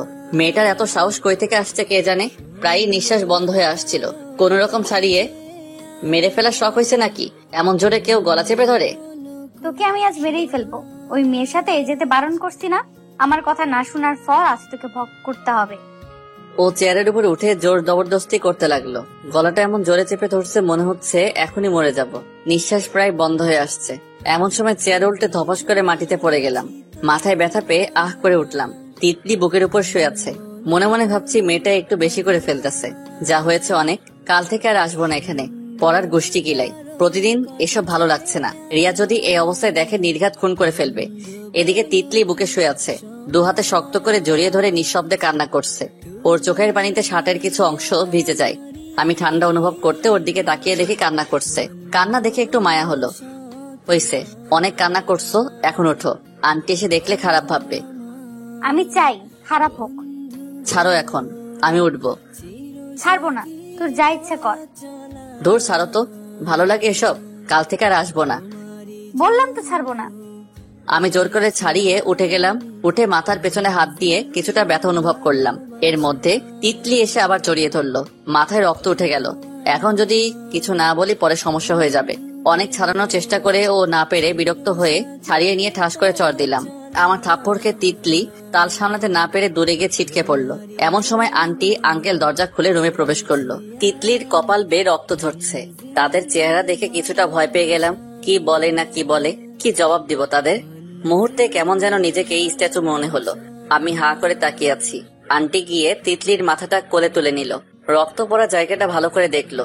বেশি ক্ষত না হলেও রক্ত ঝরছে। আন্টি দৌড়ে গিয়ে ফার্স্ট এইড বক্স নিয়ে আসলো। সামান্যতম ডেটল নিয়ে রক্ত পরিষ্কার করে ওখানে ব্যান্ডেজ করে দিল। ব্যান্ডেজ করার সাথে সাথে আঙ্কেল এসে আমার কলার পাকড়ে ধরলো। তোর সাহস কি করে হয় আমার মেয়ের গায়ে হাত তোলার? তোকে তো মনে করেছিলাম ভালো, এই জন্য আমার মেয়েকে তোর কাছে পড়তে দিছি। আজ পর্যন্ত আমি ওর গায়ে হাত তুলিনি, সেই জায়গায় তুই আমার মেয়ের গায়ে হাত তুললি। তোকে আমি জেলে নিয়ে গিয়ে বুঝাবো, দাঁড়া। আঙ্কেলের দিকে কোনো আলোকপাত না করে আমি তিতলির দিকে তাকিয়ে আছি। আমি এমনটা না করলেও হতো। কেন এত রাগ হলো তখন খেয়ালই করিনি। নিচের দিকে তাকিয়ে আছে। এদিকে আঙ্কেল মোবাইল নিয়ে অফিসে ফোন দিবে। এমন সময় আন্টি গিয়ে আঙ্কেলকে আটকালো। আচ্ছা দাঁড়াও, ছেলেটা বুঝতে পারেনি এমন হয়ে যাবে, বাদ দাও। তিতলি ঠিক আছে। আর আয়ান, তুমি এখন আসো। আঙ্কেল শার্টের কলার ছাড়তেই আমি তিতলির কাছে গেলাম। হাঁটু কেড়ে বসে, তিতলি আসলে আমি বুঝতে পারিনি তুমি এমন ব্যথা পাবে। আমার ভুল হয়ে গেছে, প্লিজ ক্ষমা করে দাও। আমার দিকে তাকাচ্ছে না দেখে আঙ্কেল এগিয়ে এসে আমাকে টান দিয়ে ওর সামনে থেকে তুললো। আজ এই মুহূর্তে তুই আমার বাড়ি ছেড়ে দিবি। আর শোন, আমার মেয়ের সামনে তো দূরের কথা, আমার চোখেও যেন আর না পড়িস। যেদিন দেখবো সোজা জেলে পুরে দেব। উনি ধাক্কা দিয়ে রুম থেকে বের করে দিল। বেলকনিতে দাঁড়িয়ে গনগনের দিকে তাকিয়ে ভাবছি সামান্য ভুল হয়ে গেছে। তার জন্য এই ৩-৪ মাসে যতটা সম্মান অর্জন করেছি আজ তা নিমিষে শেষ। কে বা জানতো এমন দুর্ঘটনা ঘটবে। নিজেকে নিজের কাছে ছোট মনে হচ্ছে। আকাশটা আজ কালো মেঘে ঢেকে গেছে। মনটাও কেমন যেন অন্ধকারে ছুঁয়ে গেছে। আসাদ সাহেব তো বলেই দিয়েছে বাড়ি ছাড়তে ওনার স্ত্রী রাবেয়া বেগম আর তিতলি মুখ দিয়ে টু শব্দ বের করেনি। আর এমনিতেও নিজেকে ছোট মনে হচ্ছে। তিতলির চোখের সামনে না পড়াই বেটার অপশন। এক জায়গায় বেশি দিন স্থায়ী হওয়া হয়তো কপালে লিখিত নাই। রুমে গিয়ে সব কাপড় চোপড় একটা ব্যাগে নিলাম। রুমে আরো যা কিছু আছে সবকিছু প্যাকেট করলাম। মনে মনে ভাবছি তিতলির চোখে পড়ার আগে গেলেই ভালো। আমি হালকা একটা ব্যাগ পিঠে ঝুলিয়ে নিলাম। সময় যদি হয় পরে এসে বাকিগুলো নিব। রুম থেকে বের হতে যাব, অমনি রিয়া পথ আটকে দাঁড়ালো। কোথায় যাস সেই রাতের বেলা? আর পেছনে ব্যাগে কি? আমি না একটা ভুল করে ফেলছি, এখন তার মাসুল দিতে হচ্ছে। শুরু থেকে সব ওকে খুলে বললাম। কি করব এখন? আমার এখানে এক মুহূর্ত আর থাকতে ইচ্ছে হচ্ছে না। সমস্যা নাই, তুই একটু দাঁড়া, আমি আসছি। রিয়া ও রুমে গিয়ে দেখি হাতে করে এক গাদা চাবি নিয়ে আসলো। আমি ওর দিকে হা করে তাকিয়ে আছি। ভাবছি এতগুলো কিসের চাবি? এইগুলো নে আর সোজা আমাদের বাড়ি চলে যা। তুই তো চিনিসই কোথায় আমাদের বাড়ি। থাক, আমি ম্যানেজ করে নিব। আর এক একটা ছেলে তা কেমন একটা দেখায় না, বাদ দে। কুত্তা, কিসের একা? এখন গিয়ে কোন রকমের রাত পার কর, সকাল সকাল আমি আসবো। না, আমি রিহানের বাসায় যাচ্ছি, ওখানে আরো আরামে থাকতে পারবো।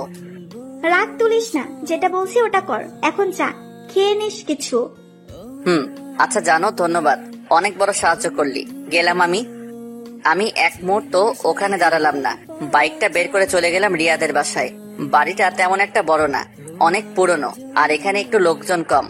বাড়ির গেট খুলে ভেতরে প্রবেশ করতে শরীরটা কেমন করে উঠলো। কোথায় আসলাম কে জানে। দিনের বেলা অনেক সুন্দর ওদের বাড়ি, তবে রাতে কখনো থাকি নাই, এই জন্য একটু ভয় লাগছে। মোবাইল ফ্ল্যাশ লাইট অন করে সামনের একটা রুমে গেলাম। ব্যাগটা রেখে পেছনের রুমে গিয়ে পুরো ঘরের বিদ্যুৎ চালু করলাম। এরপর আবার রুমে এসে পাকা লাইট চালু করতে তখন প্রাণ ফিরে আসলো। আহা, কি আনন্দ আকাশে বাতাসে। ধপ করে বিছানার উপর শুয়ে পড়লাম। মোবাইলটা চালু করে রিয়াকে একটা ফোন দিলাম, কিন্তু ঢুকলো না। ওয়েটিং বলতেছে, তাই আর বিরক্ত না করে গেঞ্জিটা খুলে ঘুমের রাজ্যে পাড়ি দিলাম। সকালে উঠতে বুকের উপর ভারী কিছু অনুভব করলাম। চোখ মেলে তাকিয়ে দেখে তিতলি। এদিক ওদিক তাকাচ্ছি, আমি কই? না, আমি তো রিয়াদের বাসায় আছি। ও আসলো কেমনে? আমি এখানে জানলই বা কেমনে? হা করে ওর দিকে তাকিয়ে এসব ভাবতেছি। তিতলি আমার দিকে একটু করে তাকিয়ে আবার শক্ত করে জড়িয়ে ধরলো। কালকের ঘটনা মনে পড়তে আর কিছু বলার সাহস পেলাম না। ওকে বুকের থেকে সরাবো এটাও পারছি না।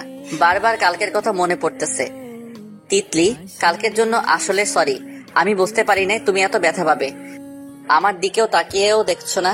আগের মতো শুয়ে আছে, মাথাটা বুকে রাখছে। ওই জায়গায় কিছুটা গরম অনুভব করলাম। কি হয়েছে তা দেখার জন্য কপালে হাত দিতে দেখি ওর গায়ে জ্বর। জ্বরে পুরো শরীর গরম হয়ে গেছে। কাটা জায়গার ইনফেকশনের কারণে জ্বর উঠে গেছে।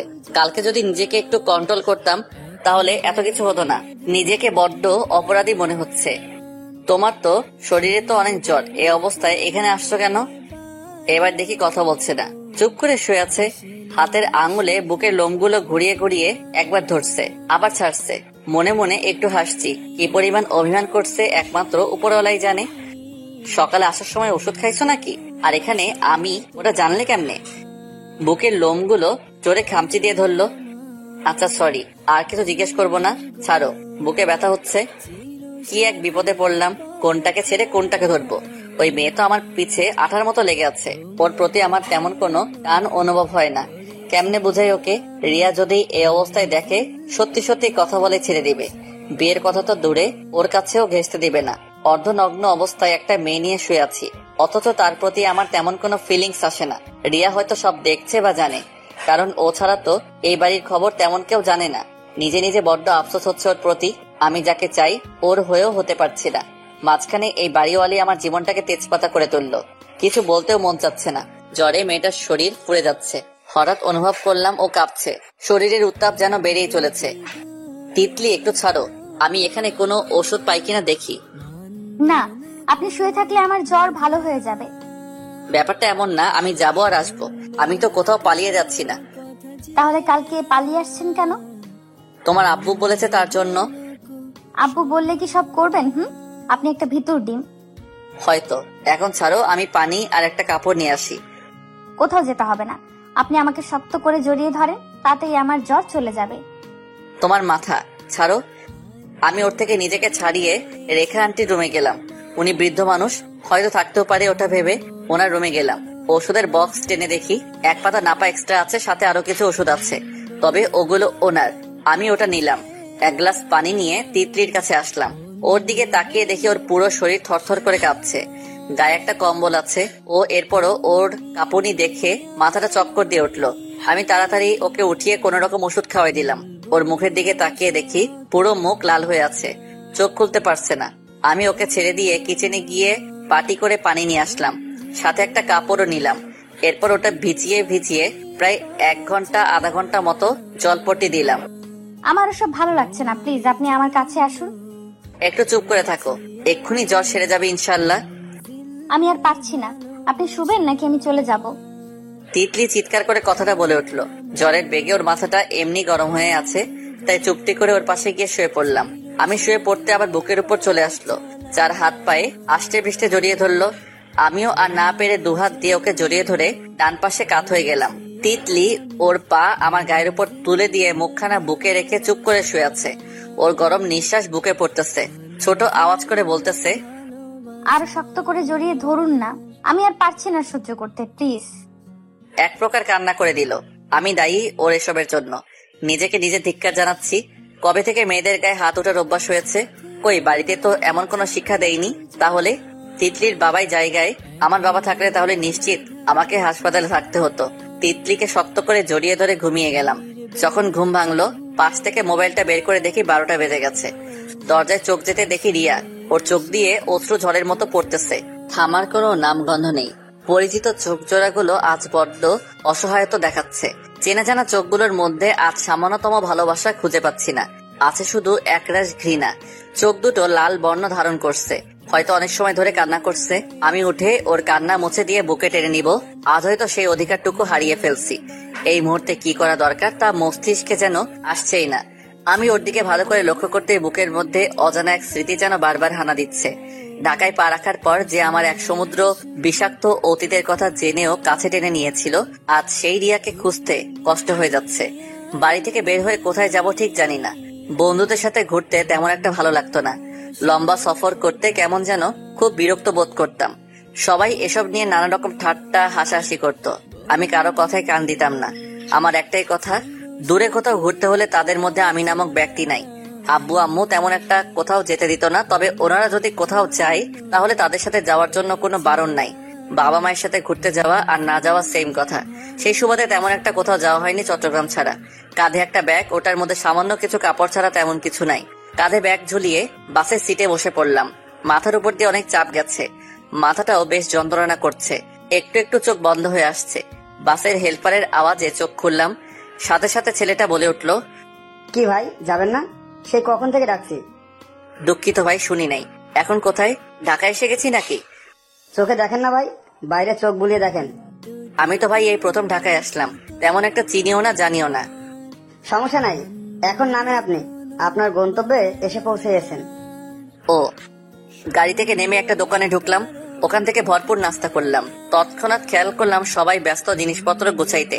মোবাইলটা প্যান্টের পকেট থেকে বের করে দেখলাম রাত 11টা ছুঁই ছুঁই। খাওয়ার বিলটা পে করে বাইরে বের হলাম। কোন দিকে যাব ঠিক বুঝে উঠতে পারছি না। সর্বপ্রথম থাকার ব্যবস্থা তো করতে হবে, এরপরে না হয় অন্য চিন্তা। আস্তে আস্তে সামনের দিকে এগোতে লাগলাম। উদ্দেশ্য যেভাবে হোক একটা রুম ম্যানেজ করা। মাথার উপর মস্ত বড় বড় দালান দাঁড়িয়ে আছে। রাস্তার আশেপাশে ধীরে ধীরে লোকজন কমতে শুরু করছে। দোকান বাড়ি সবকিছু ধীরে ধীরে বন্ধ হতে শুরু করছে। কিছু কিছু আবার খোলাও আছে। চাঁদের আলোয় হাঁটতে আমার ভীষণ ভালো লাগে। বাড়ি থাকতে আব্বুর একটাই আদেশ, রাত 10টার আগে ঘরে যেন এসে হাজির থাকে। বাড়িতে কি হয়েছিল, কেনই বা এখানে আসলাম, ওসব মনে উঠতে রাস্তার পাশে ফুটপাতের উপর হাঁটু মুড়ে বসলাম। মাথার উপর ল্যাম্পপোস্ট, পাশে দুইটা কুকুর গাছের আড়ালে আরামে ঘুমাচ্ছে। হাতে ঘড়ির আওয়াজে চোখ পড়লো নিচের দিকে। রাত 12টা 30 বাজে। হাত থেকে ঘড়িটা খুলে ডাস্টবিনে ফেলে দিলাম। যার জন্য এত সব তার স্মৃতি আগলে রেখে কি বা হবে। কিছু সময় বসে আবার ব্যাগটা নিয়ে হাঁটা ধরলাম। কিছু দূর যেতে চোখ পড়লো কিছু মেয়ে আমার দিকে আসছে। ওদের ঠিক পেছনে একটা ক্লাব, হয়তো ওখান থেকে আসছে। আমি আশেপাশে ভালোভাবে লক্ষ্য করলাম, তেমন একটা মানুষও নাই। আমি এক প্রকার ভয়ে ভয়ে ওদের কাছে গেলাম। আমি ওদের সামনে যেতে এক মেয়ে হঠাৎ বলে উঠলো, আপনি আমাদের পথ আটকে দাঁড়ালেন কেন? আসলে আপনাদের একটু হেল্প রাখতো, যদি করেন তাহলে অনেক বড় উপকার হবে। ওরা তিনজন সবার দিকে লক্ষ্য করে দেখলাম।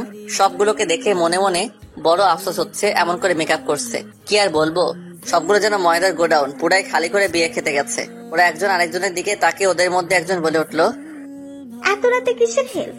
আর আমরা অনেক ক্লান্ত। আপনি আর কাউকে খুঁজে পান কিনা দেখেন, আমাদের পথ ছাড়েন। আপনারা ভুল বুঝতেছেন। এত রাতে আমার যাওয়ার মতো তেমন একটা জায়গাও নেই, তাই আপনাদের কাছে আসা। ঢাকায় নতুন নাকি? আজই আসলাম। ও আচ্ছা, আপনার এখন থাকার জায়গা দরকার, এটাই তো? ও, আপনি ঠিক জায়গায় এসে পৌঁছেছেন। এখন থেকে আপনি আরো 10 মিনিট হেঁটে সামনে গেলে আপনি 3 তলা একটা বাড়ি দেখতে পাবেন। ওটা একটা বয়েজ হোস্টেল। আপনার আর এদিক ওদিক তেমন ঘুরতেও হবে না। সামনে দারোয়ানও আছে, আপনি চাইলে ওখানে উঠতে পারেন। ধন্যবাদ এত বড় একটা উপকার করার জন্য। আপনার নাম কি জানতে পারি? আমি নাম জিজ্ঞেস করতেই পাশে থেকে একজন নাক ছিটকে বলে উঠলো, ওই রিয়া, চল তো। এসব রাস্তার ছেলে পেলেদের সাথে কথা বলে সময় নষ্ট করিস না। বসতে দিলে শুতে চায়, চল তো। হন হন করে সব করা চোখের সামনে থেকে উধাও হয়ে গেল। তবে রিয়া মেয়েটা একটু ভালো তো বটেই, অনেক শান্তভাবে কথা বলছিল। দেখতে অনেক মায়াবীও। ওই মেয়ের চোখে ধনী গরিব সবার জন্য এক সমুদ্র ভালোবাসা দেখতে পেলাম। আর পাশে যেগুলো ছিল সবগুলো এক একটা আস্ত পেতনি। নতুন ঢাকায় আসলাম, তোর একটু সাহায্য করবি তা না, ওই দুটো আরো চেত দেখায়।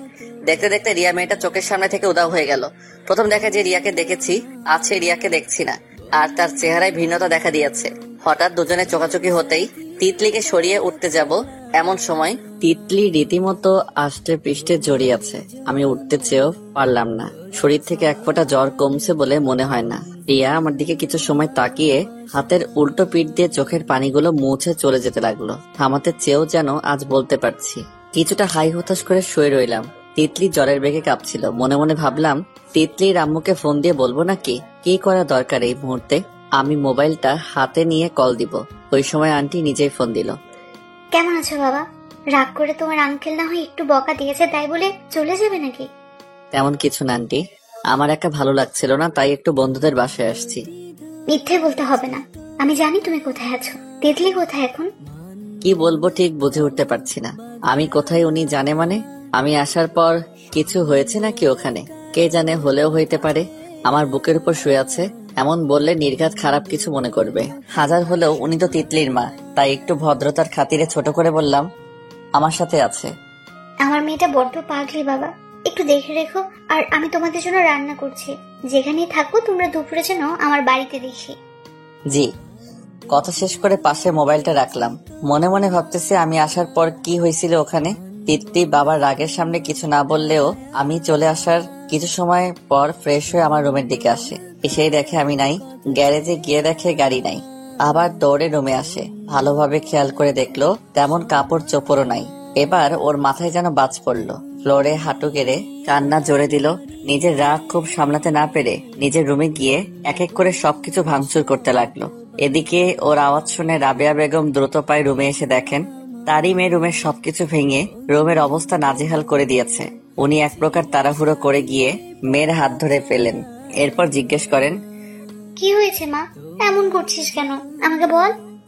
ওর মাকে দেখে তিতলির যেন আরো রাগ বেড়ে গেল। সে ছুটার জন্য জড়াজড়ি করতে লাগলো। এমন করিস না আমার লক্ষ্মী মা, আমায় বল না কি হয়েছে। তিতলি এবার হাত ঝাড়ি মেরে চিৎকার দিয়ে বলে উঠল, তোমাদের কথায় অন চলে গিয়েছে মা। এই কথা বলে আবার কান্নায় মেতে উঠল। মেয়ের মুখ থেকে আয়ান না শুনে এক প্রকার থ মেরে দাঁড়িয়ে গেলেন, যাকে কিনা একটু আগে তারা অপমান করে বাড়ি থেকে তাড়িয়ে দিয়েছে। ওই ছেলের জন্য তার মেয়ে কান্না করছে, ওটা ভেবে উনি কিছুটা শিউরে ওঠেন। মেয়ের দুই পাশে কাঁধে হাত দিয়ে বলল, ওই ছেলে চলে গেছে তাদের তোর কি? তোর জন্য তোকে একটু আগে অপমান করে বাড়ি থেকে বের করে দিয়েছে। তিতলি কান্না অবস্থায় দাঁত মুখ খিচে চিৎকার করে বলে, আমি তোমাদের বলছি নাকি তাকে তাড়িয়ে দিতে? মা, আমি ওনাকে খুব ভালোবেসে ফেলছি। ওনাকে না পেলে আমি সত্যিই মরে যাব। প্লিজ মা, ওনাকে এনে দাও না। তিতলি কান্না করতে করতে কথাগুলো বলল। এক পর্যায়ে তার মায়ের হাত ধরে সে শক্তিগুলো বলল। এদিকে রাবেয়া বেগম তিতলির মুখ থেকে এসব কথা শুনে বোকা বনে গেলেন। তার মেয়ে শেষে কিনা এই ছেলের প্রেমে পড়েছে। তুই ওকে ভুলে যা, আমি তোর জন্য এর থেকে ভালো কাউকে এনে দেবো। মা, আমি এত কিছু জানি না, প্লিজ তোমরা ওনাকে আমার করে দাও না। আমি আর কিচ্ছু চাইবো না তোমাদের কাছে। একটু বোঝার চেষ্টা কর মা, ওকে তুই ভালো করে চিনিস না, জানিস না, কিভাবে তোকে ওর হাতে তুলে দেবো বল। তোমার স্বামীকে তুমি থাকো, আমি আমার আয়ানের কাছে গেলাম। এ কথা তিতলি রুম থেকে দৌড়ে বের হয়ে গেল। তিতলি কান্না করতে করতে সিঁড়ি বেয়ে নামছিল। এমন সময় রিয়া সামনে পরে তাকে কান্না করতে করতে সবকিছু বুঝিয়ে বলে। সবকিছু শুনে রিয়া তিতলিকে নিয়ে আসে ওদের বাড়ি। আমি তিতলির মাথায় হাত বুলিয়ে দিচ্ছি। নিজেই নিজেকে প্রশ্ন করছি, আদতে কাকে ভালোবাসি আমি, রিয়া না তিতলিকে? রিয়া তো ফ্রেন্ড, আর তিতলি তো আমার স্টুডেন্ট। দুজনের মধ্যে কাকে চুজ করব? আমি যাকে ভালোবাসি তাকে, নাকি যে আমাকে ভালোবাসে তাকে? তিতলির মাথায় বেলি কাটতে কাটতে এগুলো ভাবছিলাম। এমন সময় দেখি তিতলি একটু নড়ে চড়ে উঠলো। বিড়বিড় করে কিছু একটা যেন বলতেছে, ঠিক শুনতে পাচ্ছি না। এই অবস্থায় বাইকে করে নিয়ে যাওয়া যাবে না, তাই একটা সিএনজি নিয়ে ওকে হাসপাতালে নিলাম। ওখানে ডাক্তার ভালোভাবে চেক করে বলে, উনি কাল রাত থেকে মনে হয় তেমন কিছু খায়নি, আর কপালে ছোট কাটার ইনফেকশনটার কারণে জ্বর আসছে। আমি ঔষধ লিখে দিচ্ছি, আপনি চাইলে এখান থেকেও সেবা নিতে পারেন, আর না হলে বাড়িতে নিয়ে যেতে পারেন। আমি এই অবস্থায় ওকে বাড়ি নিয়ে যাওয়ার সাহস হয়নি, তাই পুরো বিকেলটা হাসপাতাল থেকে কাটিয়ে দিলাম। রাতের দিকে তিতলি একটু সুস্থ হয়। এদিক ওদিক তাকিয়ে, আমি কোথায়, কই নিয়ে আসছেন আমাকে? শুরু থেকে সবকিছু ওকে বললাম। ও সাথে সাথে বলল বাড়ি চলে যাবে, তাই আর দেরি না করে আমি ওকে নিয়ে বাড়ি চলে গেলাম। সারাটা পথ একটুর জন্য হাত ছাড়িনি, ছাড়লে মনে হয় পালিয়ে যাব। কাঁধে মাথা রেখে চোখ বন্ধ করে আছে। ওর দিকে চেয়ে কিছুটা মায়া হতে লাগলো। শত শত ভাবনা এসে মস্তিষ্কে হানা দিচ্ছে। গাড়িতে সম্ভবত 20 মিনিট কিংবা 30 মিনিট ছিলাম। এর মধ্যে গাড়ি তিতলিদের বাড়ির সামনে চলে গেল। তিতলিকে দিয়ে চলে আসতে যাব এমন সময় রাবেয়া বেগম অনুচ্চ স্বরে ডাক দিল, আয়ান। আমি বাধ্য ছেলের মতো ওখানটায় দাঁড়িয়ে গেলাম। এবার রাবেয়া বেগম পাশে এসে দাঁড়ালো। তিতলি তোমার সাথে ছিল নাকি? ওকে দুর্বল দেখাচ্ছে যে, কি হয়েছে ওর? এখান থেকে যাওয়ার পর ওর জ্বর আসছিল, ওই জন্য। ও আচ্ছা, বসো, আমি তোমার আঙ্কেলকে সহ ডাকছি, তোমার জন্য নাস্তা বানিয়ে আনছি। দুঃখিত আন্টি, আজ না, আমার কাজ আছে, একটু যেতে হবে দ্রুত। এখনই তো আসলে, আবার চলে যাবে? আচ্ছা আমি আসছি। তিতলির বাসা থেকে বের হয়ে বন্ধুদের ফোন করে একটা বাসা ম্যানেজ করলাম। পরে এসে সবকিছু নতুন রুমে নিয়ে গেলাম। অবশ্য আঙ্কেল আন্টি অনেকবার বলেছিল, আঙ্কেল তো পায়ে পড়ার মতো অবস্থা। এরপরও আমার মন ওখানে যেতে আর সায় দিচ্ছে না, তাই আর ওখানে গেলাম না। প্রতিদিনের ন্যায় কলেজে যাওয়া আসা করতাম। রিয়া আগের থেকে অনেক পাল্টে গেছে, ঠিকভাবে কথা বলতো না, দূরে দূরে থাকতো। এদিকে তিতলি প্রায় সময় তার সাথে সাথেই রাখতো। কোনো মেয়ের দিকে তো ভুলেও তাকানো যেত না। ওর কানে সামান্যতম উল্টাপাল্টা কিছু হয়ে গেলে আমার উপর ওই দিন অমাবস্যা শুরু হয়ে যেত। দেখতে দেখতে প্রায় 2 মাস চলে গেছে। এর মধ্যে তিতলির বাবা মা সবাই সম্পর্কটা খুব ইজি ভাবে মেনে নিয়েছে। পরীক্ষাও বেশি দিন নেই। কলেজ থেকে এসে রুমে এসি ছেড়ে শুয়ে পড়লাম। বেশ ক্লান্ত লাগছে আজ। কদিন ধরে বৃষ্টি না হওয়ার ফলে চারিদিকে শুধু গরম আর গরম। চোখ বন্ধ করে শুয়ে আছি। তবে এই শুয়ে থাকা বেশিক্ষণ স্থায়ী হলো না। তিতলি এসে বুকের উপর শুয়ে পড়লো। এসব প্রতিদিনকার নিয়ম। কিছু বললে রাগে ফেটে পড়ে, তাই চুপ করে থাকা ছাড়া কোনো উপায় নেই। কিছু সময় শুয়ে থেকে এবার বলে উঠলো, আমাকে রেখে চলে আসলে কেন? ভালো লাগছে তাই। আসতে না আসতে বাঁকা কথা, কবে ভালো হবে? আমি এখন খারাপ নাকি? খারাপ না, অনেক অনেক অনেক খারাপ। তো খারাপের কাছে আসছো কেন? ভালোর কাছে যাও। সত্যি চলে যাব? যাও, ধরে রাখছে কে? তুই একটা শয়তান কুত্তা। চলে যাওয়ার পর আমাকে আর কলও দিবি না, মেসেজও দিবি না। বুকে কয়েকটা কিল ঘুষি মেরে ধরপর করে উঠে যেতে লাগলো। এমন সময় ওর হাত ধরে টান দিয়ে আবার কাছে নিয়ে আসলাম। ছাড় আমাকে, তোর সাথে কথা নাই আমার। এসব তুই তোকারি আগে বন্ধ করো, না হলে বুঝতেই তো পারছো কি করব। বাঁকা চোখে তাকিয়ে কথাটা বলতেই তিতলি এসে চোখে চোখ রেখে, বলছিলাম কি বলছিলে? বলি নাই, বলবো যে। তো বলো, কি বলবে? আপনাকে রান্না করে খাওয়ানোর মতো তো কেউ নাই। আমাকে রেখে দেন একেবারে। আমি প্রতিদিন মজার মজার রান্না করে খাওয়াবো। খারাপ না, তবে আমার মনে হয় কি জানো, কি? রান্নাটা মনে হয় আমাকেই করতে হবে। তার থেকে ভালো এখন যেমন আছি তেমনই ভালো। তোমার মাথা। শোনো, এত ঘুরিয়ে ফিরিয়ে বলতে পারবো না। চলেন বিয়ে করে ফেলি। না, আমি আগে চাকরি বাকরি করি, এরপর না হয় ভাবা যাবে। না, আম্মুকে গিয়ে বলবেন আমি তিতলিকে একেবারের জন্য আমার করে নিতে চাই। আপনারা বিয়ের আয়োজন করেন। তোমার মাথা। তোমার ওই পুলিশ বাবা ডান্ডা নিয়ে দৌড়ানি দিবে। আর চাকরি ছাড়া বিয়ে করলে তোমাকে খাওয়াবো কিভাবে? আমি বেশি খাই নাকি? এইটুকু করেই তো খাই। একটু করে খাও আর বেশি। এখন না, আগে চাকরি জোগাড় করি, তারপর বিয়ে। আগামী 1 সপ্তাহের মধ্যে যদি বিয়ে না করেন সোজা ব্রেকআপ। ছাড়েন। আমার থেকে নিজেকে ছাড়িয়ে হন হন করে দরজা পর্যন্ত গিয়ে বিয়ের আগ পর্যন্ত আমার ধারে কাছেও যেন না দেখি। কথাটা মনে থাকে যেন। বিছানায় হাত পা ছড়িয়ে ছিটিয়ে শুয়ে রইলাম। তবে মনে মনে ভাবলাম, বিয়েটা করে ফেললে মনে হয় খারাপ হয় না। যা হয় পরে দেখা যাবে। আজ তিতলি আর আমার বিয়ে সম্পন্ন হলো। বিয়ের সব আয়োজন তিতলির বাবা মাই করেছে। তবে বিয়ে আগে বড় একটা গিফট দিছে। তিতলিকে আজ ওখানেই নিয়ে গেলাম। বাড়িটা 2 তলা বিশিষ্ট। ডিজাইন, পেইন্ট সব মিলিয়ে ভালোই আছে। রাতে ছাদে বসে বসে ফ্রেন্ডদের সাথে বেশ খানিক আড্ডা দিলাম। এবার সবাই মিলে বাসর ঘরে যাওয়ার জন্য জোর করতে লাগলো। আমিও গুটি গুটি পায়ে ওদিকে যাচ্ছি। এমন সময় রিয়া সামনে আসলো। হাতে দেখলাম একটা 1 টুকরো কাগজ। বাহ, বাসর ঘরে যাওয়ার জন্য এত তাড়া, সইছে না বুঝি? মুখে হালকা কিছু হাসি রেখে কথাটা বললেও তার কথার ভেতরে কিছু চাপা কষ্ট অনুভব করলাম, যা চাইলেও মোছা যাবে না। আরে এত তাড়া হবে কেন? রিহান বলল তাড়াতাড়ি যাইতে, তাই আর কি। বুঝছি, তবে তোর জন্য একটা সারপ্রাইজ আছে। নে, এটা রুমে গিয়ে খুলিস। রিয়া হাতে কাগজটা দিয়ে বুকে ঝাঁপিয়ে পড়লো। আমি চাইলেও ছাড়াতে পারবো না। তার জায়গায় আজ অন্য কারো হয়ে গেছে। তার প্রিয় ব্যক্তিটা অন্য কারো প্রিয়জন হয়ে গেছে। আগের মতো চাইলেও আর নিজের মতো চালানো যাবে না। আগের মতো যখন ইচ্ছে তখন দুষ্টুমি করা যাবে না। রিয়ার কান্না একসময় শেষ হলেও চোখ মুখ মুছে আমার দিকে তাকিয়ে, আজ থেকে সবকিছু নিজ দায়িত্বে করে নিবি, ঠিক মতো নিজের কেয়ার করবি, আর তিতলিকে নিয়ে সুখে সংসার করিস। মেয়েটাকে একটুও কষ্ট দিস না। রিয়া নিজে থেকে ছাড়িয়ে দৌড়ে চলে গেল। আমি কিছু বলবো, ওটারও সময় হয়ে ওঠেনি। খামটা হাতে নিয়ে রুমে ঢুকলাম। তিতলির দিকে তাকিয়ে আর একটু বড়সড় ধাক্কা খেলাম। লেহেঙ্গা খুলে পেটিকোট আর ব্লাউজ পরে 4 হাত পা ছড়িয়ে ছিটিয়ে শুয়ে আছে। আমাকে রুমে ঢুকতে দেখে তড়িঘড়ি করে উঠে বসলো। হাতে কাগজ দেখে নিজে টেনে নিল। কি দেখি তো? তিতলি ভালোভাবে নেড়েচেড়ে দেখে বলল, এটা তো একটা টিকিট, আর নামের জায়গায় তো রিয়া আপুর নাম। তার মানে রিয়া আপু ইউকে যাচ্ছে। এটা বলে বিছানায় আরেক দফা গড়াগড়ি খেলো। আমি তিতলির মুখ থেকে ওসব শুনে রিয়ার কথাগুলোর মানে এতক্ষণ বুঝলাম। চাইলেও হয়তো আর আটকানো যাবে না, কারণ নিজের দোষে আর নিজের অধিকার খুইয়ে দিয়েছি। এদিকে তিতলি আমাকে দাঁড়িয়ে থাকতে দেখে নিজে টেনে বিছানায় ফেললো।